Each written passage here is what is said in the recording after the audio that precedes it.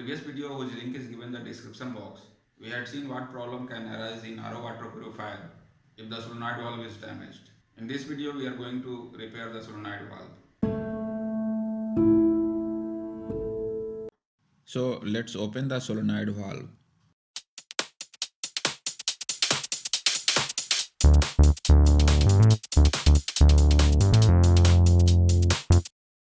This is the bottom end of the solenoid valve. You can see that the direction of flow of water is marked here. Water comes in from this end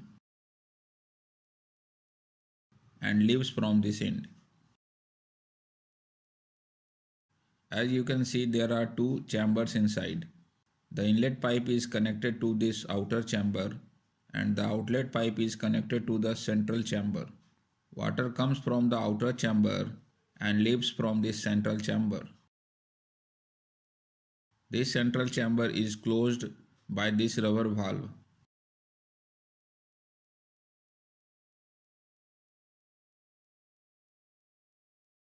There are three holes on the circumference of this rubber valve.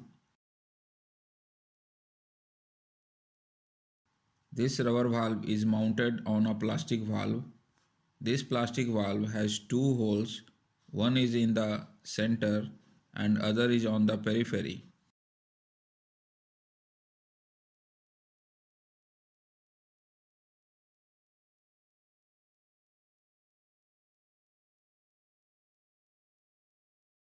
Basically, the water comes from the periphery hole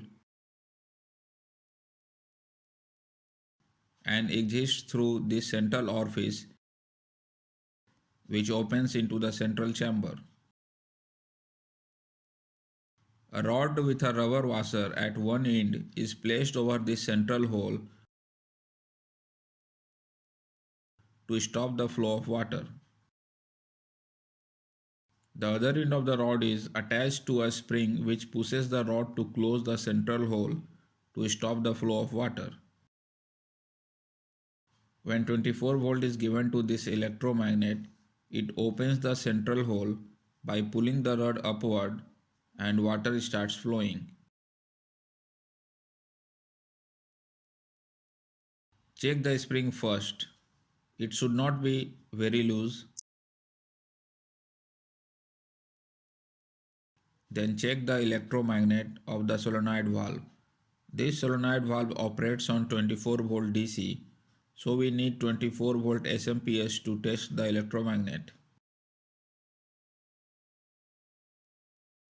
You can see that when power is supplied, the rod moves down, and when power is removed, the rod comes out due to the spring.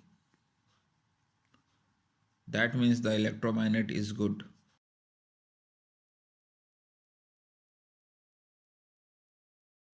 Check all rubber valves and washers for any wear and tear.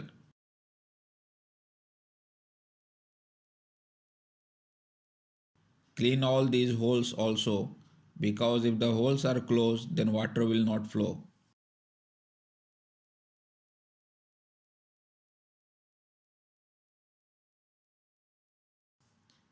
Clean all these parts with a clean cloth and put them back.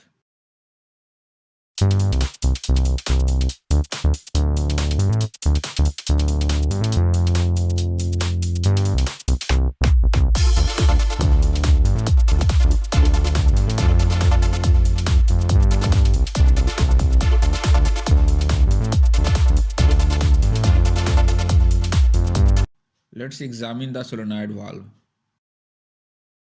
Connect the water supply in the direction of the marked flow.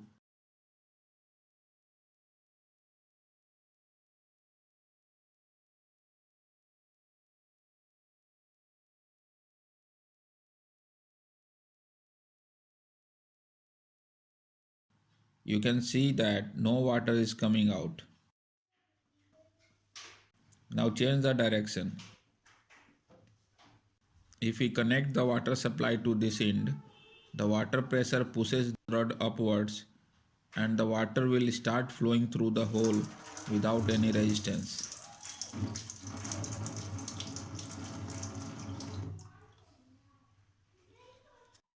Now connect the 24 volt SMPS to the solenoid valve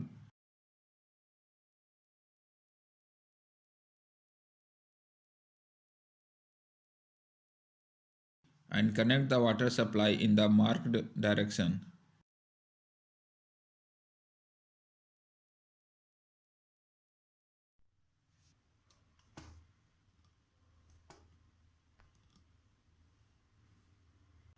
You can see that no water is flowing, but when 24 volt power is given, then water starts flowing.